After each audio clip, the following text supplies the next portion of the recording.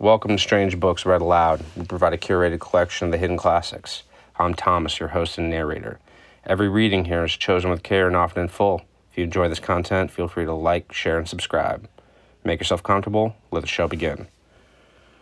Some ruins are so old they were already ancient rumor when the first brick of Babylon was still soft, and this is the story of a man who could not let one of them keep its silence. He rides into the Arabian waste on a camel, past the campfire warnings and the muttering of old women, towards low, crumbling walls that no living man will name. He digs. He crawls through sand-choked doors into temples chiseled too low to stand in.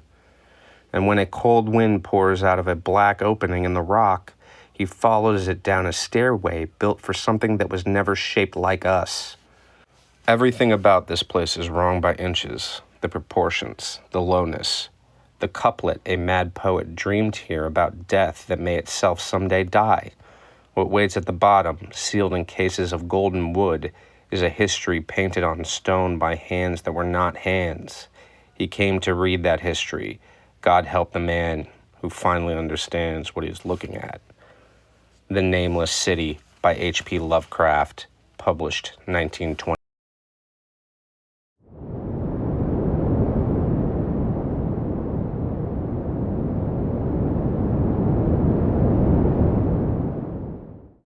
When I drew nigh the Nameless City, I knew it was accursed. I was traveling in a parched and terrible valley under the moon, and afar I saw it protruding uncannily above the sands, as parts of a corpse might protrude from an ill-made grave. Fear spoke from the age-worn stones of this hoary survivor of the deluge, this great-grandmother of the eldest pyramid, and a viewless aura repelled me and bade retreat from antique and sinister secrets that no man should see, and no man else had ever dared to see. Remote in the desert of Araby lies the Nameless City, crumbling and inarticulate, its low walls nearly hidden by the sands of uncounted ages. It must have been thus before the first stones of Memphis were laid, and while the bricks of Babylon were yet unbaked.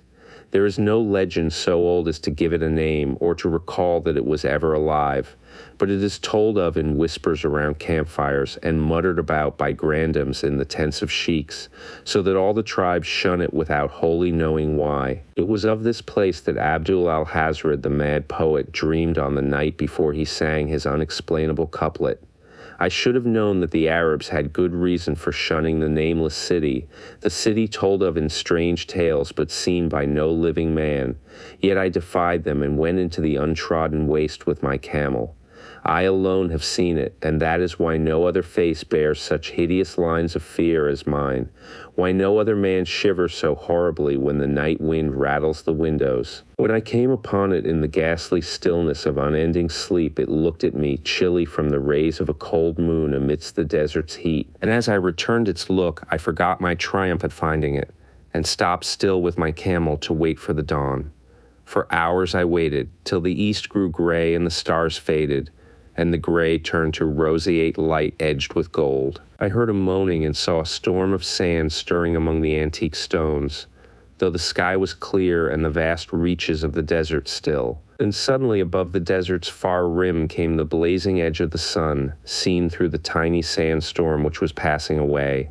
And in my fevered state I fancied that from some remote depth there came a crash of musical metal to hail the fiery disk as Memnon hails it from the banks of the Nile. My ears rang and my imagination seethed as I led my camel slowly across the sand to that unvocal stone place, that place too old for Egypt and Meroe to remember, that place which I alone of living men had seen. In and out amongst the shapeless foundations of houses and palaces I wandered, finding never a carving or inscription to tell of these men, if men they were, who built this city and dwelt therein so long ago. The antiquity of the spot was unwholesome, and I longed to encounter some sign or device to prove that the city was indeed fashioned by mankind. There were certain proportions and dimensions in the ruins which I did not like. I had with me many tools and dug much within the walls of the obliterated edifices, but progress was slow and nothing significant was revealed. When night and the moon returned, I felt a chill wind which brought new fear, so that I did not dare to remain in the city. And as I went outside the antique walls to sleep, a small sighing sandstorm gathered behind me, blowing over the gray stones, though the moon was bright and most of the desert still.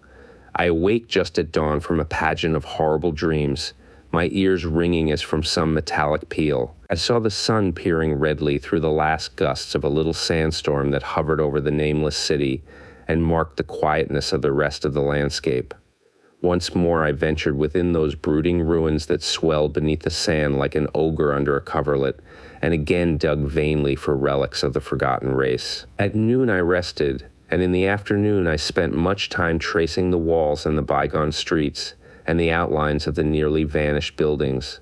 I saw that the city had been mighty indeed, and wondered at the sources of its greatness. To myself I pictured all the splendors of an age so distant that Chaldea could not recall it, and thought of Sarnath the Doomed, that stood in the land Nar when mankind was young, and of Ib that was carven of gray stone before mankind existed. All at once I came upon a place where the bedrock rose stark through the sand and formed a low cliff, and here I saw with joy what seemed to promise further traces of the antediluvian people. Hewn rudely on the face of the cliff were the unmistakable facades of several small, squat rock houses or temples, whose interiors might preserve many secrets of ages too remote for calculation, though sandstorms had long since effaced any carvings which may have been outside. Very low and sand-choked were all of the dark apertures near me, but I cleared one with my spade and crawled through it, carrying a torch to reveal whatever mysteries it might hold.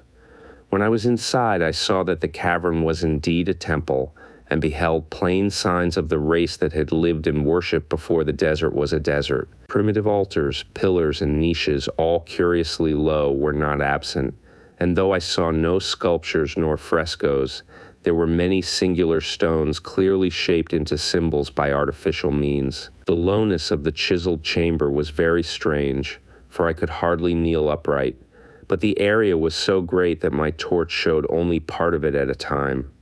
I shuddered oddly in some of the far corners, for certain altars and stones suggested forgotten rites of terrible, revolting, and inexplicable nature, and made me wonder what manner of men could have made and frequented such a temple. When I had seen all that the place contained, I crawled out again, avid to find what the other temples might yield. Night had now approached, yet the tangible things I had seen made curiosity stronger than fear, so that I did not flee from the long moon-cast shadows that had daunted me when first I saw the nameless city. In the twilight I cleared another aperture, and with a new torch crawled into it, finding more vague stones and symbols, though nothing more definite than the other temple had contained. The room was just as low, but much less broad, ending in a very narrow passage crowded with obscure and cryptical shrines. About these shrines I was prying when the noise of a wind and of my camel outside broke through the stillness and drew me forth to see what could have frightened the beast. The moon was gleaming vividly over the primitive ruins, lighting a dense cloud of sand that seemed blown by a strong but decreasing wind from some point along the cliff ahead of me. I knew it was this chilly, sandy wind which had disturbed the camel and was about to lead him to a place of better shelter when I chanced to glance up, and saw that there was no wind atop the cliff. This astonished me and made me fearful again, but I immediately recalled the sudden local winds that I had seen and heard before at sunrise and sunset, and judged it was a normal thing. I decided it came from some rock fissure leading to a cave, and watched the troubled sand to trace it to its source, soon perceiving that it came from the black orifice of a temple a long distance south of me, almost out of sight. Against the choking sand cloud I plodded toward this temple, which, as I neared it, loomed larger than the rest, and showed a doorway far less clogged with caked sand. I would have entered had not the terrific force of the icy wind almost quenched my torch. It poured madly out of the dark door, sighing uncannily as it ruffled the sand and spread among the weird ruins. Soon it grew fainter, and the sand grew more and more still,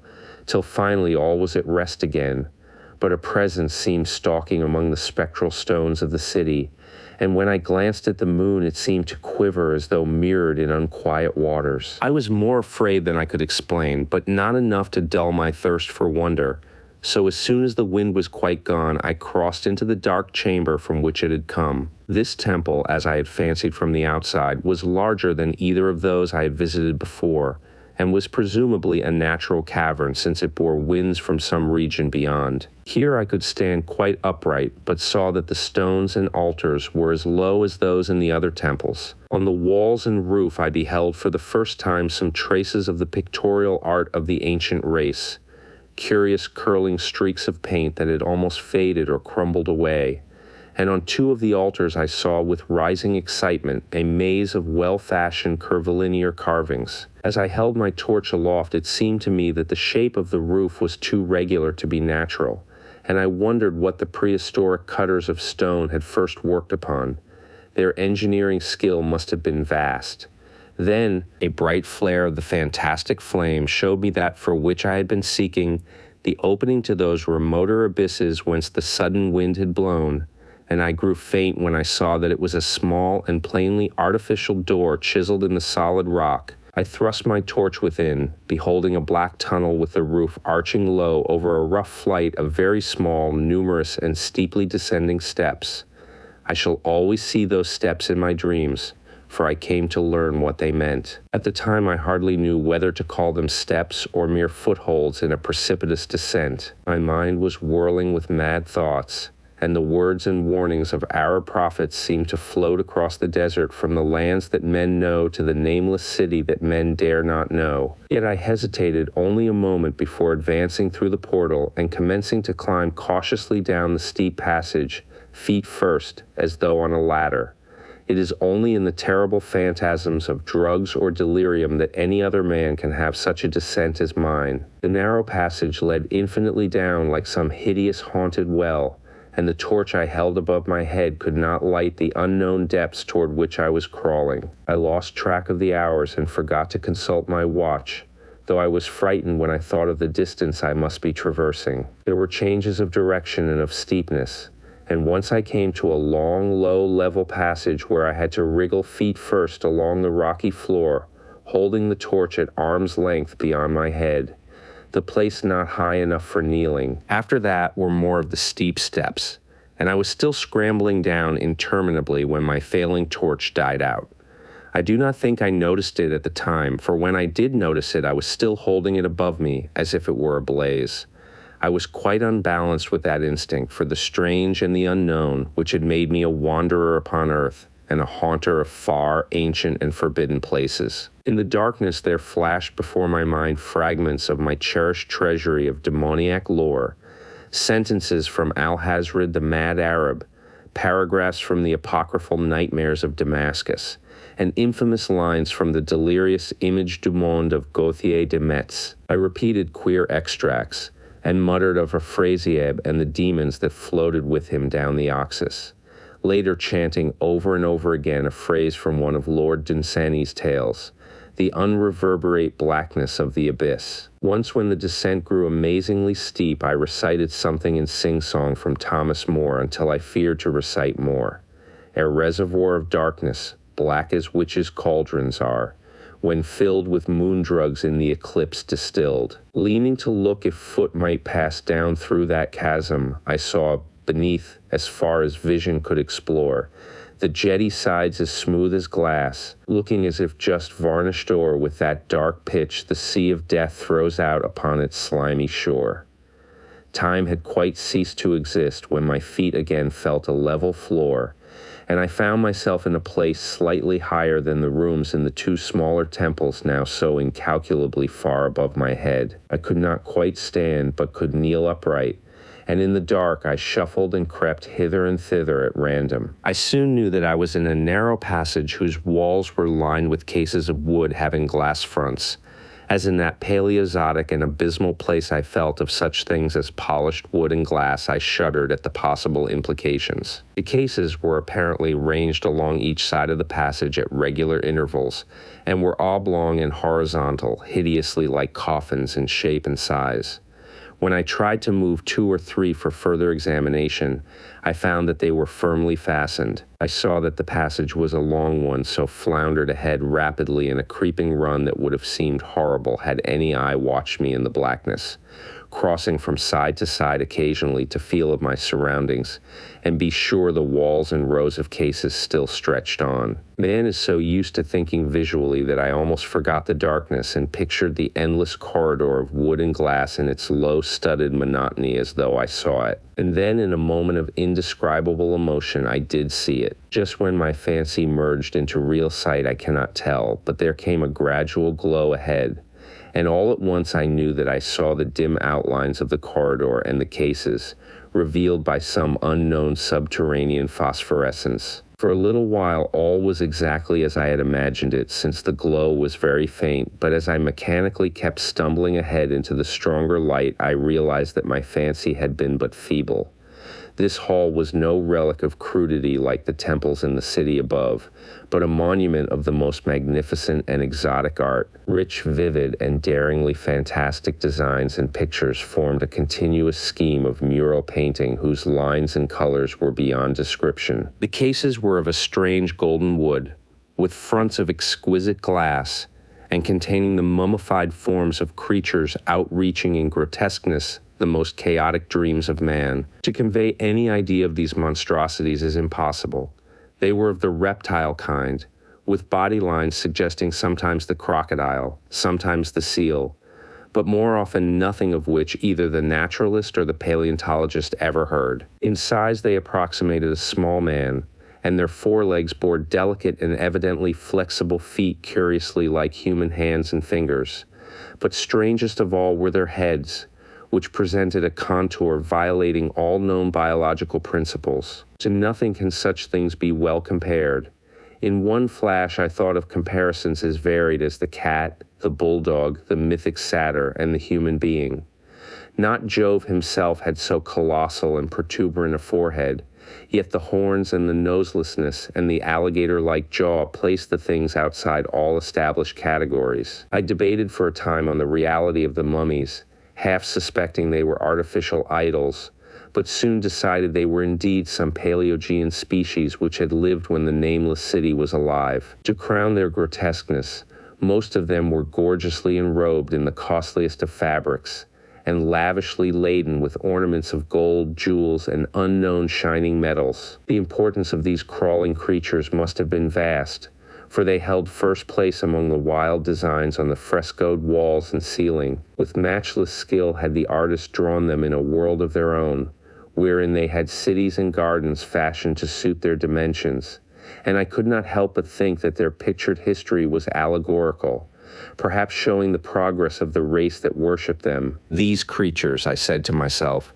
were to the men of the Nameless City what the she-wolf was to Rome, or some totem beast is to a tribe of Indians. Holding this view, I thought I could trace roughly a wonderful epic of the Nameless City, the tale of a mighty seacoast metropolis that ruled the world before Africa rose out of the waves, and of its struggles as the sea shrank away, and the desert crept into the fertile valley that held it. I saw its wars and triumphs, its troubles and defeats, and afterward its terrible fight against the desert when thousands of its people here, represented in allegory by the grotesque reptiles, were driven to chisel their way down through the rocks in some marvelous manner to another world whereof their prophets had told them. It was all vividly weird and realistic, and its connection with the awesome descent I had made was unmistakable. I even recognized the passages. As I crept along the corridor toward the brighter light, I saw later stages of the painted epic, the leave-taking of the race that had dwelt in the Nameless City and the valley around for 10 million years, the race whose souls shrank from quitting scenes their bodies had known so long, where they had settled as nomads in the earth's youth, hewing in the virgin rock those primal shrines at which they had never ceased to worship. Now that the light was better, I studied the pictures more closely, and remembering that the strange reptiles must represent the unknown men, pondered upon the customs of the Nameless City. Many things were peculiar and inexplicable.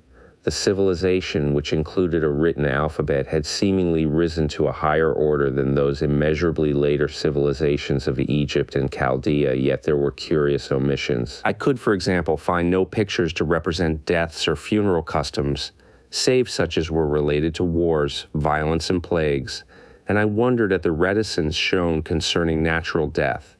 It was as though an ideal of immortality had been fostered as a cheering illusion. Still nearer the end of the passage were painted scenes of the utmost picturesqueness and extravagance, contrasted views of the nameless city and its desertion and growing ruin, and of the strange new realm of paradise to which the race had hewed its way through the stone. In these views, the city and the desert valley were shown always by moonlight, a golden nimbus hovering over the fallen walls and half revealing the splendid perfection of former times, shown spectrally and elusively by the artist. The paradisal scenes were almost too extravagant to be believed, portraying a hidden world of eternal day filled with glorious cities and ethereal hills and valleys.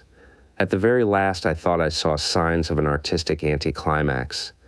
The paintings were less skillful and much more bizarre than even the wildest of the earlier scenes. They seemed to record a slow decadence of the ancient stock, coupled with a growing ferocity toward the outside world from which it was driven by the desert. The forms of the people, always represented by the sacred reptiles, appear to be gradually wasting away, though their spirits, as shown hovering above the ruins by moonlight, gained in proportion. Emaciated priests, displayed as reptiles in ornate robes, cursed the upper air and all who breathed it, and one terrible final scene showed a primitive-looking man, perhaps a pioneer of ancient Eram, the city of pillars, torn to pieces by members of the older race. I remembered how the Arabs feared the Nameless City, and was glad that beyond this place the gray walls and ceiling were bare. As I viewed the pageant of mural history, I had approached very closely the end of the low-ceiled hall, and was aware of a gate through which came all of the illuminating phosphorescence. Creeping up to it, I cried aloud in transcendent amazement at what lay beyond, for instead of other and brighter chambers, there was only an illimitable void of uniform radiance, such as one might fancy when gazing down from the peak of Mount Everest upon a sea of sunlit mist. Behind me was a passage so cramped that I could not stand upright in it. Before me was an infinity of subterranean effulgence. Reaching down from the passage into the abyss was the head of a steep flight of steps, small, numerous steps like those of the black passages I had traversed. But after a few feet, the glowing vapors concealed everything. Swung back open against the left-hand wall of the passage was a massive door of brass, incredibly thick and decorated with fantastic bas-reliefs, which could, if closed, shut the whole inner world of light away from the vaults and passages of rock. I looked at the steps, and for the nonce dared not try them. I touched the open brass door and could not move it. Then I sank prone to the stone floor, my mind aflame with prodigious reflections which not even a death-like exhaustion could banish. As I lay still with closed eyes, free to ponder, many things I had lightly noted in the frescoes came back to me with new and terrible significance. Scenes representing the Nameless City in its heyday, the vegetation of the valley around it, and the distant lands with which its merchants traded. The allegory of the crawling creatures puzzled me by its universal prominence, and I wondered that it should be so closely followed in a pictured history of such importance. In the frescoes, the Nameless City had been shown in proportions fitted to the reptiles. I wondered what its real proportions and magnificence had been, and reflected a moment on certain oddities I had noticed in the ruins. I thought curiously of the lowness of the primal temples and of the underground corridor, which were doubtless hewn thus out of deference to the reptile deities there honored, though it perforce reduced the worshippers to crawling. Perhaps the very rites here involved a crawling in imitation of the creatures. No religious theory, however, could easily explain why the level passage in the awesome descent should be as low as the temples, or lower, since one could not even kneel in it. As I thought of the crawling creatures,